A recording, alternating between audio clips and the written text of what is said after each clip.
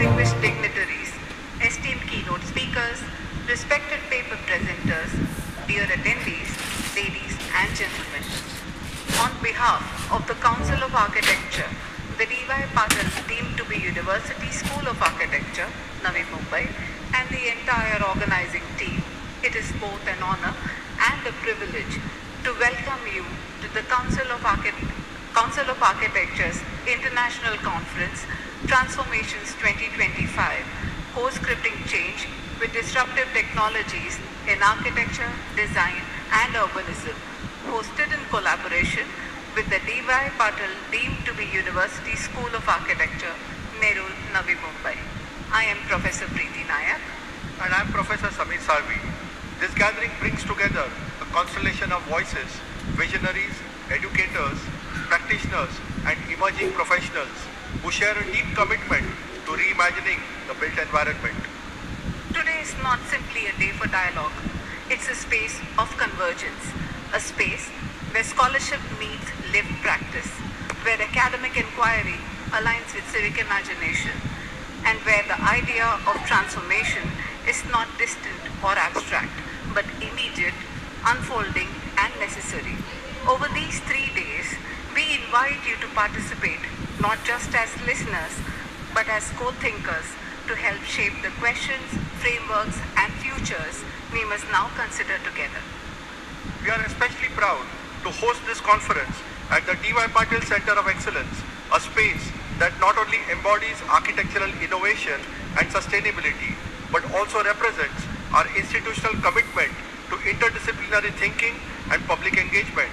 Its design ethos reflects the values of this conference: openness, dialogue, adaptability, and of course transformation. This conference is a result of many months of careful thought, collaboration and conviction. Conviction that design is not neutral, that our disciplines must respond to the urgencies of our time with imagination, rigor and empathy. Among the dignitaries we have with us today are Architect Tushar Sogani, Junior Vice President, Indian Institute of Architects; Professor Abhay Purohit, Honorable President, Council of Architecture and Patron of Transformations 2025; Dr. Vijay D. Patil, Honorable President and Chancellor, D.Y. Patil deemed to be University Navi Mumbai and co-patron of Transformations 2025; Architect Gajanan Ram, Vice President, Council of Architecture; Dr. Shivani B. Patil, Honorable Vice President and Pro-Chancellor, D.Y. Patil deemed to be University Navi Mumbai; Shri Raj Oberoi, Registrar, Council of Architecture and Coordinator of Transformations 2025; Professor Jay Shri Deshpande, Director, Council of Architecture, Training and Research Center and Convener of Transformations 2025; and Professor Aparna Surve, Dean, Dr. D.Y. Patil deemed to be University School of Architecture, Navi Mumbai and co-convener Transformations 2025. As we now open our session, let us begin with a moment of reflection, with a tradition that marks the beginning of a learning journey. I invite all the dignitaries to proceed to the stage for invocation and lighting of the ceremonial lamp, after which I request them to take their seats on the stage.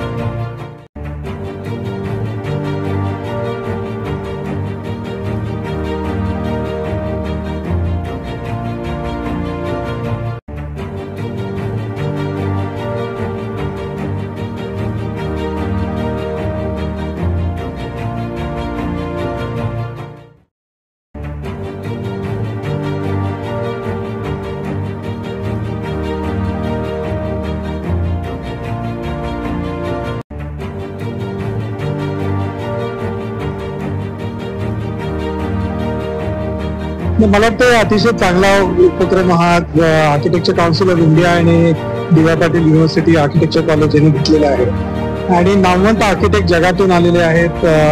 भारतातले नामवंत architect इथे आलेले आहेत. Architecture council of इंडियाचे पूर्व अध्यक्ष, सध्याचे त्यांची पूर्ण कमिटी, हे सर्व इथे उपस्थित आहेत.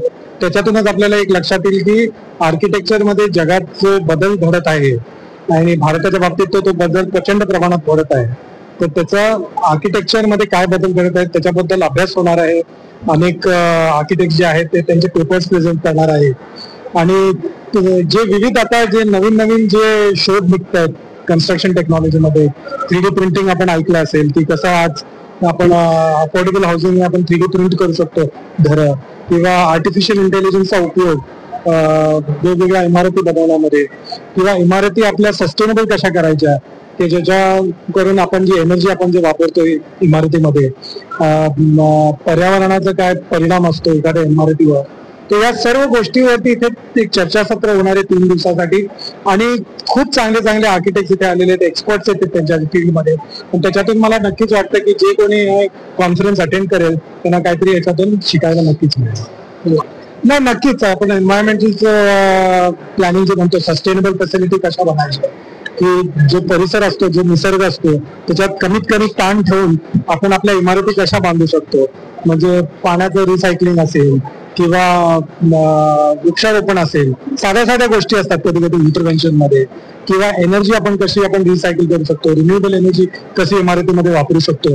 तर या सर्व गोष्टींवर एक चर्चासत्र होणार आहे आणि मला पूर्ण विश्वास आहे की जे एक्सपर्टीज आज इथे ह्या विद्यापीठात उपस्थित आलेले आहेत तर त्याच्यातून नक्कीच जे आर्किटेक्ट्स आहेत, प्लॅनर्स आहेत त्यांना नक्कीच खूप काही शिकायला मिळणार आहे.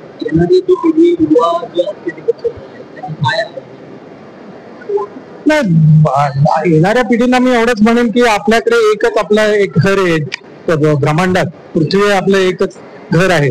तर आपल्या त्याचं व्यवस्थित त्याला जपणं हे आपलं प्रत्येकाचं कर्तव्य आहे. हवा असेल, पाणी असेल, या सर्व गोष्टी, किंवा आपण खाण्याचे पदार्थ असतात आपण बघतोय की प्रदूषणाचा खूप त्याच्यावरती एक प्रभाव पडायला लागला आहे. तर या गोष्टी आपल्याला सांभाळायला पाहिजेत. या गोष्टीचा आपल्याकडे एक संवेदनशीलता आपली असायला पाहिजे. आणि मला वाटतं आजची जी पिढी आहे तर त्याला ही जाणीव नक्कीच झालेली आहे. आणि मग आपण कुठलीही गोष्ट जर करत असेल, कुठल्याही व्यवसायात आपण असू तर आपल्याला आपल्या पर्यावरणाकडे, आपल्या परिसराकडे आपल्याकडे लक्ष देण्याची अत्यंत आवश्यकता आहे. नाही, याचा तर आता वापर प्रत्येक क्षेत्रात आपल्या आयुष्यात हा एक अपरिहार्य भाग झालेला आहे. तर मला वाटतं कन्स्ट्रक्शन असेल किंवा आर्किटेक्चर असेल हे त्याला काय अपवाद असू शकणार नाहीये. त्याचा हे उपयोग कन्स्ट्रक्शन मेथोडॉलॉजी मध्ये असेल किंवा इमारती आपण कशा डिझाईन करायच्या, हे एआयच्या माध्यमातून आपण नक्कीच त्या चांगल्या पद्धतीने आपण करू शकतो.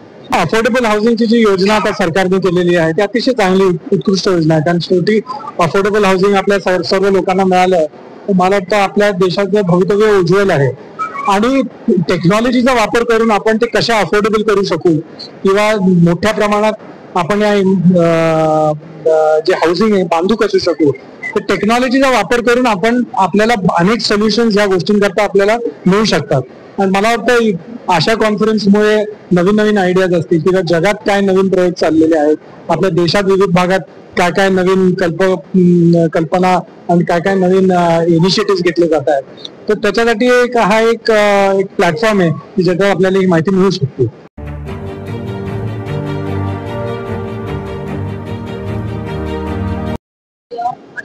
आज पहिला दिवस आहे, कशा पद्धतीचा रिस्पॉन्स वाटतंय आणि आजच्या दिवसाबद्दल तुम्ही काय सांगता? मी अतिशय उल्हासित आहे. ज्या पद्धतीने सगळ्या लोकांनी, रिसर्च मधले लोक, टीचर्स आहेत, इंटरनॅशनल एक्सपर्ट्स आहेत, स्टुडंट्स आहेत, स्कूल्स ऑफ आर्किटेक्चर आहेत, या सगळ्यांनी ज्या पद्धतीने रिस्पॉन्स दिलेला आहे या इंटरनॅशनल कॉन्फरन्ससाठी ट्रान्सफॉर्मेशन 25, हा एक अतिशय उत्तम असा रिस्पॉन्स आहे. सगळे वक्ते जे आहेत ते चांगले नावाजलेले वक्ते आहेत.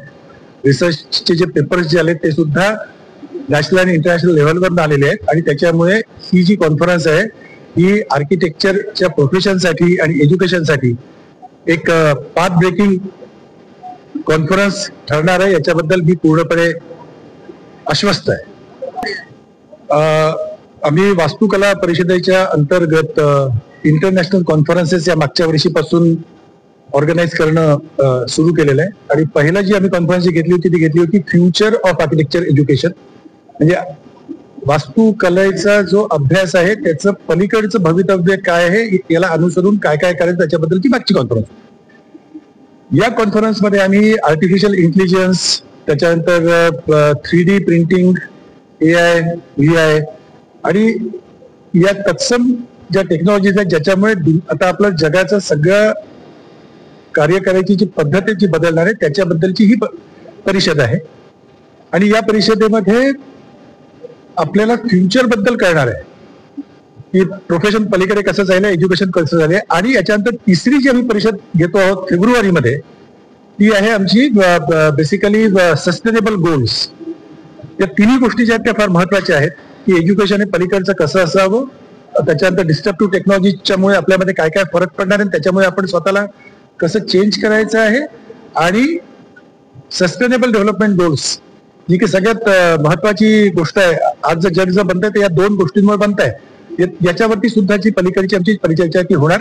आणि याच्यामुळे याच्यातनं जे निघणार आहे त्याच्यात आपण सगळ्यात चांगले डिझाईन जे आहेत ते कसे बनवू शकतात, आर्किटेक्चर हे कसं एनरिच होऊ शकतं याच्याबद्दलची पूर्ण चर्चा होऊन आणि आपल्याला एक डायरेक्शन पलीकडच्यासाठी मिळालंय याच्याबद्दल मला विश्वास. अतिशय खूप महत्वाचा प्रश्न आहे हा, की एक असतं की आपल्याला मिळालेलं कल्चरली, ज्याला आपण म्हणतो की आपल्याला आपल्या पूर्वजांनी काय दिलेलं आहे आणि त्यातनं आपण काय शिकवलं, त्याला प्रोसेस ऑफ इव्होल्युशन म्हणतात. दुसरं असं आहे की आपल्याला प्रगत तंत्रज्ञानी आपल्याला जवळ काय दिलेलं आहे. या दोन गोष्टी आहेत. आता आपलं आर्किटेक्चर जे आहे ते पुरातन काळापासून जे चालत आलेलं आहे एक अतिशय उत्कृष्ट असं आर्किटेक्चर जे आहे ते भारताने प्रत्येक वेळेस जे ते तयार केलेलं आहे. आणि याला जेव्हा आपण नवीन तंत्रज्ञानाची जेव्हा सांगड आपण घालू तेव्हा आपण खूप पलीकडे जाऊ शकतो. आणि भारतात हे बा आपण आधी समजा आजपासून जर आपण 500-600 वर्ष आधी जर आपण जातो आहोत तर भारतामधली ही जी वास्तुकला जी आहे ती फक्त भारतापुरतीच मर्यादित न राहता आपण ती बऱ्याच ठिकाणी आपण घेऊन गेलेलो होतो.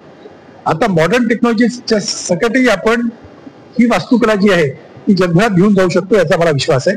त्याच्यामुळे एका बाजूला आपण इंडियन नॉलेज सिस्टीम्स याचा अभ्यास आपण करतो आहोत, ज्याला आम्ही पण प्रोत्साहन देतो आहोत. आणि दुसऱ्या बाजूला टेक्नॉलॉजी. तर आम्ही मॉडर्न पण राहू, पण आम्ही आमचं मागचं जे आहे कल्चर आमचं जे आहे त्याची आम्ही साथ सोडणार नाही. हे जर करत जर आपण समजा समोर जाऊ तर निश्चितपणे भारतासाठी एक उज्ज्वल कालावधी जो आहे तो येतोय. आणि वास्तुकलेमध्ये आपले जे सगळे जे लोक आहेत ते खूप चांगल्या पद्धतीने करू शकतील याच्याबद्दल मला विश्वास आहे. आणि त्याच्यामुळे या सगळ्या ज्या कॉन्फरन्सेस आहे त्या कॉन्फरन्सेस सुद्धा त्याचसाठी आपण करतो आहोत.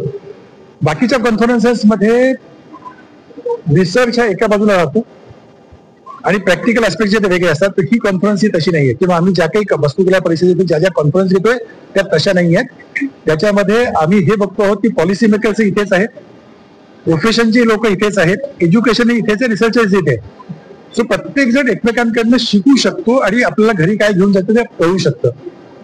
ही सांगड घालून आणि आपण खूप लवकर प्रगती करू शकू असं मला वाटतं. तेव्हा कसं आहे की आम्ही जेव्हा एखाद्या विद्यापीठाला ऑफर देतो त्यावेळेस आम्ही सगळं बघून घेतो की त्या ठिकाणी त्यांचं जे ते इन्फ्रास्ट्रक्चर चांगलं आहे, त्यांचे लोक जे आहेत ते सकारात्मक आहेत, त्यांच्या टीमच्या बरोबर आमची टीम जी आहे ती काम करते. 6-7 महिने या लोकांनी अहोरात्र काम केलेलं आहे.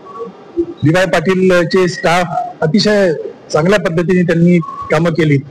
इंथुझियाझम आहे त्यांच्या जोडला आमचे काउन्सिल ऑफ आर्किटेक्चरचे जे लोक आहेत त्यांची कामं. आणि या सगळ्यांची सांगड खूप चांगला हसत खेळत, म्हणजे एक असं इथे जे असं वाटतंय की बघ आपल्या घरी जेव्हा एखादं फंक्शन असतं, एखादं चांगलं मोठं फंक्शन, तर ज्या हसत खेळत गोष्टी होऊ शकतात तशा गोष्टी जेव्हा होतात तेव्हा म्हणजे जे बॅरियर असतं ना की हे तुझं हे माझं हे राहत नाही.